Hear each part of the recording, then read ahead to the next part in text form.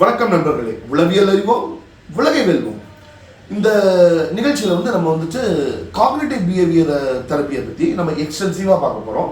இந்த சிபிடின்றத எப்படி நம்ம நம்மளுடைய தினந்தோறும் நம்மளுடைய வாழ்க்கையில் நம்ம எப்படி அப்ளை பண்ணலாம், இந்த சிபிடி அப்படிங்கிறத யூஸ் பண்ணி நம்ம வாழ்க்கையினுடைய அடுத்த கட்டத்துக்கு எப்படி போகலாம் அப்படிங்கிறத பற்றி நம்ம பார்க்க போகிறோம்.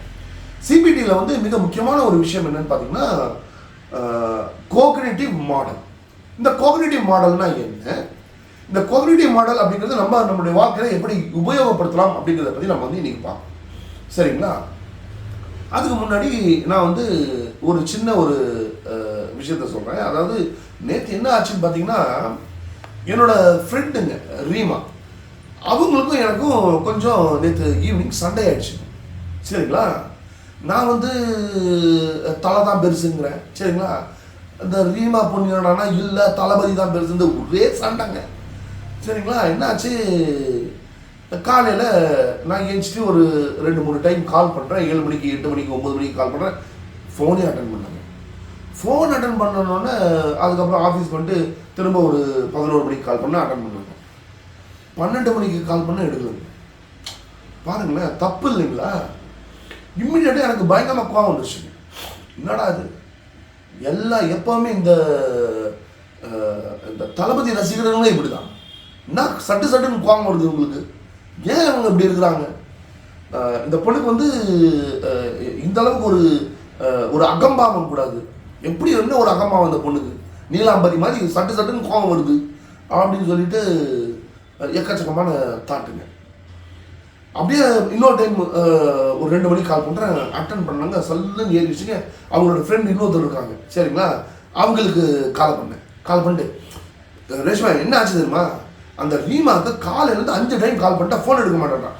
நேற்று சும்மா நம்ம பேசிகிட்டு இருந்தோம். அவன் தளபதி தான் பெஸ்ட்டுன்னா நான் தலை தான் பெஸ்ட்டுன்னு சண்டை வந்துருச்சு. இதுக்கு போயிட்டு கோச்சிட்டு ஃபோன் அட்டன் பண்ணாமல் இருக்கலாமா? பாரு, 7 டைம் கால் பண்ணிட்டு எங்கள் ஃபோன் எடுக்க மாட்டேன்றான்.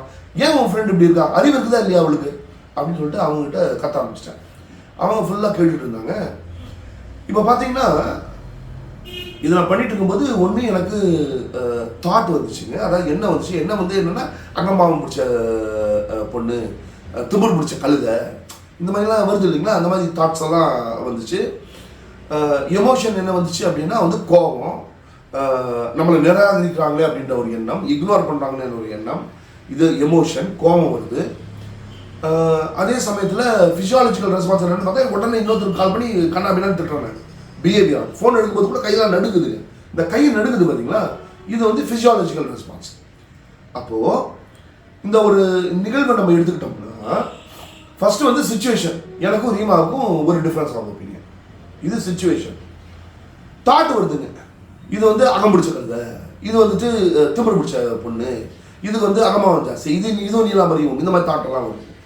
சரிங்களா? இந்த தாட்டுக்கு அப்புறமா என்ன வருது, ரியாக்ஷன். இந்த ரியாக்ஷன் என்னது, ஃபர்ஸ்ட் எமோஷன், கோபம், ஏய் ஃபோன் அட்டன் பண்ண மாட்டேன் நீ, எமோஷன் வருதுங்க.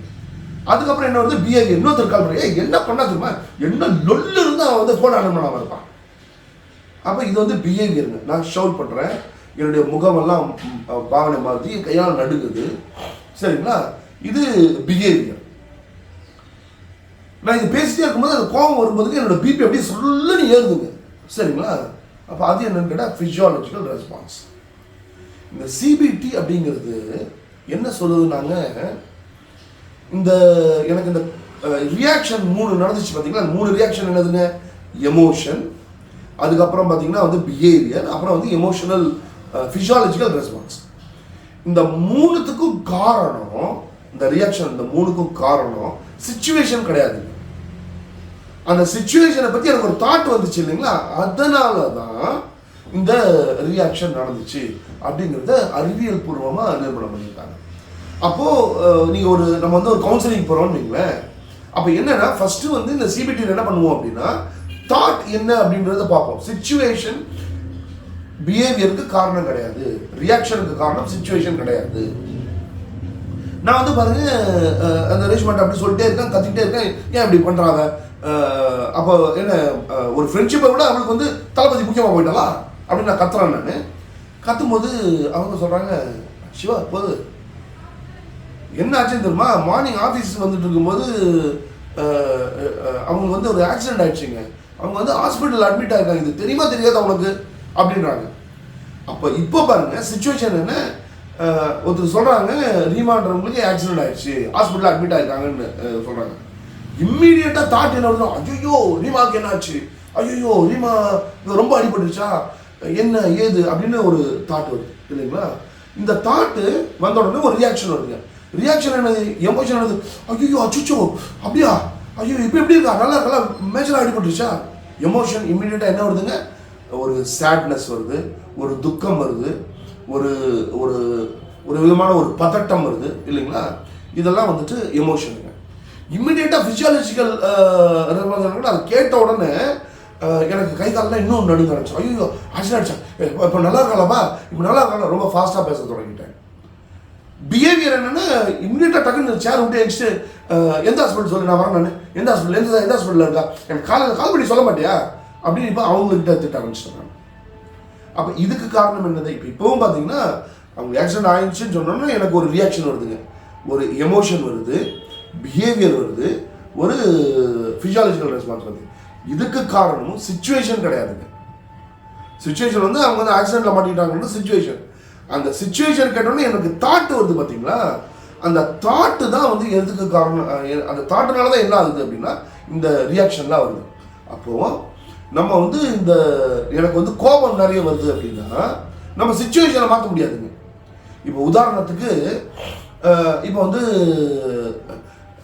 வடிவேலு வந்துட்டு நம்ம கேப்டன் அவரோட டெத்துக்கு போகல அப்படின்னு சொல்லிட்டு எல்லாம் கண்ணா பின்னா திட்டி எனது மெசேஜ் போடுறாங்க, வீடியோ போடுறாங்க. இப்போ கோபம் வருது, இது சிச்சுவேஷனுக்கு. சிச்சுவேஷன் வந்துட்டு என்னன்னா வடிவேலு வந்து கேப்டனோட டெத்துக்கு போகல, இது சிச்சுவேஷன். அதனால எனக்கு கோபம் வருது இல்லைங்க. நான் வந்து எனக்கு விஜயகாந்தை பிடிக்கும், விஜயகாந்த் ரொம்ப நல்ல மனுஷன், இந்த மாதிரி ஒரு நல்ல மனுஷனோட டெத்துக்கு நீ போகாமல் இருப்பியா, நீ எல்லாம் ஒரு மனுஷனா அப்படின்ற என்னோட தாட். அந்த தாட்டு தான் எது என்ன பண்ணுதுன்னா ரியாக்ஷனுங்க. என்னது, ஒரு எமோஷன் வருது, ஒரு ஃபிசியாலஜிக்கல் ரெஸ்பான்ஸ் வருது, ஒரு என்னதுங்க பிஹேவியர் வருது. இப்போ இதே விஷயத்த சப்போஸ் நம்ம கிளின்டனுக்கு காதுக்கு போகுது, கிளின்டனுக்கு இதே மாதிரி எமோஷன்ஸ் வருமா? இல்லை இதை வந்து ட்ரம்ப் கிட்ட சொல்கிறாங்க, வடிவேலு வந்துட்டு கேப்டன் விஜயகாந்தோட டெத்துக்கு போகலாம் அப்படின்னு சொல்கிறாங்க. அப்போ இதே மாதிரி ரியாக்ஷன்ஸ் வருமா? வராதுங்க. ஏன் வராதுன்னா தாட் அவங்களுக்கு அந்த தாட் வராது. அவங்களுக்கு என்ன தாட்னா ஹூ இஸ் விஜயகாந்த் அப்படின்னுவான் இல்லைங்களா. அதுக்கு அவனுக்கு வேற மாதிரி தாட் வரும். ஸோ உங்களுக்கு கோபம் வந்துச்சுன்னா அதுக்கு காரணம் சிச்சுவேஷன் கிடையாது. உங்களுக்கு கோபம் வருது, இல்லை துக்கம் வருது, இல்லை என்ன ஒரு டிப்ரெஷனில் ஒரு தாட் வருது, ஆங்ஸைட்டியில் ஒரு தாட் வருது, இதுக்கு எல்லாத்துக்கும் காரணம் உங்களுக்கு வர தாட்டு தானே ஒழிய சிச்சுவேஷன் கிடையாது.